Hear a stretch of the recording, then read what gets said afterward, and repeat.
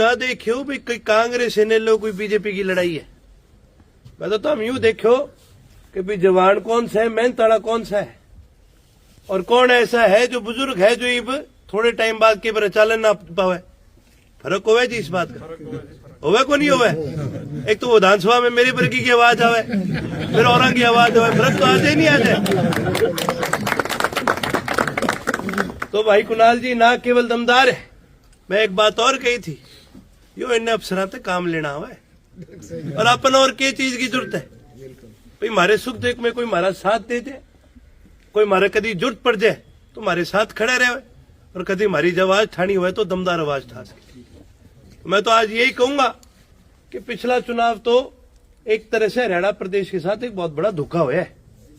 लोगों ने उम्मीद करी थी भाई वो बीजेपी जाएगी, लेकिन होया कि भी जिनके पल्ले आप सोचा थे कि भाई यो हटावेंगे इसने, वही उसने लाके फिर बैठ गए। नुकसान किसी का नहीं हुआ, यो नेता का नुकसान को नहीं होता। नुकसान किसका होया? नुकसान अपना होया।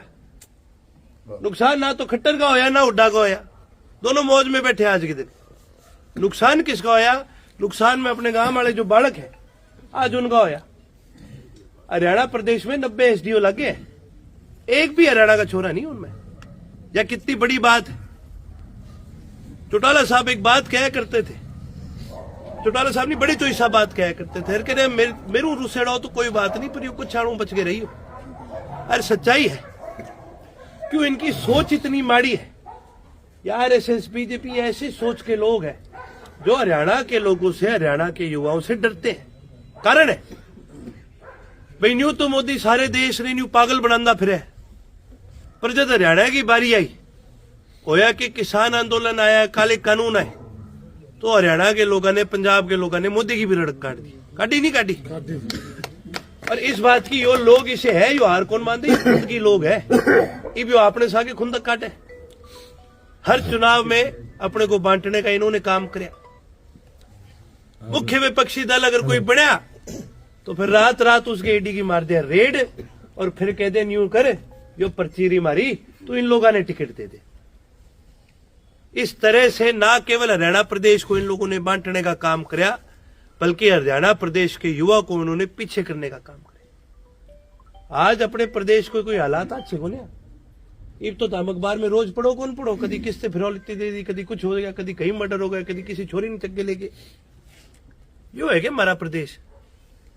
यो नारनौंद में बैठे छोरियां बैठी थी, कै दिन लग गए न्याय खातर? बहुत दिन लग गए। अपना समाज ऐसा है, ये कोई लड़की चुबारे पे खड़े होके, कोई गांव की गुआड़ में खड़े होके कह देना मेरे साथ गलत है, सारा गांव इकट्ठा खड़े होया करता, नहीं होया करता? होया करता। अरे वह छोरियां बैठी, उनके लाठी और मारी, उनपे केस और करे। यो है हमारा हरियाणा प्रदेश। हरियाणा प्रदेश के लोगों को बसाया जाता था दिल्ली के चारों तरफ कि भाई राजधानी की रक्षा होगी, देश की रक्षा होगी, और ईब दिल्ली के चारों तरफ अपन बड़े नहीं दे। ईब तो कोई किसान इन्हें दिख गया ना, कोई ट्रैक्टर ट्राले वाला दिल्ली की तरफ मुंह भी कर ले तो सांस सूख जाए इनका। यो डरे इस बात से, पता नहीं क्या हो जाएगा। इस देश खातर थोड़ी हमारे बाप दादा ने कुर्बानियां दी थी, इस प्रदेश खातर थोड़ी थी। मैं तो आज आप सबके बीच में एक चीज कहूंगा, जननायक चौधरी देवीलाल ने कभी सत्ता की लड़ाई नहीं लड़ी। जननायक चौधरी देवीलाल ने सारी उम्र विचारधारा की लड़ाई लड़ी है। उसी विचारधारा को आगे बढ़ाने की हम जिम्मेवारी लेते हैं, और मैंने यो भी पता है थारी और हमारी वो वही विचारधारा है अपनी सारंगी। तो मैं तो यही कहूंगा कि भाई अपन ने सत्ता की लड़ाई नहीं लड़नी। सत्ता तो भगवान आप ही देगा जिसने देगा, पर यो लड़ाई लड़नी बहुत जरूरी है। और इस लड़ाई के अंदर मैं आज स्वागत करता हूं, आज इतने हमारे युवा साथी आए। यो लड़ाई सौखी भी नहीं है, यो लड़ाई औखी है। यो हरि सिंह जी बैठे और बैठे, हमारे घने बुजुर्ग है, दाढ़ी सफेद होली सारंगी लड़ता है, सौखी नहीं है।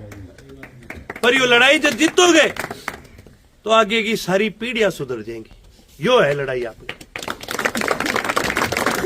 इसी बात के साथ ही मैं आज आप सभी का धन्यवाद करना चाहूंगा कि आप इस लड़ाई के अंदर शामिल हुए, और साथ ही साथ मेरे युवा साथियों से, बुजुर्गों से खास करके कहूंगा जी, आप आशीर्वाद बनाए रखो, हमें मार्गदर्शन देने का काम करो, लड़ाई हम लड़ने का काम करेंगे। इसी बात के साथ मैं आप सभी का धन्यवाद करना चाहूंगा, मेरे बुजुर्गों का धन्यवाद करना चाहूंगा।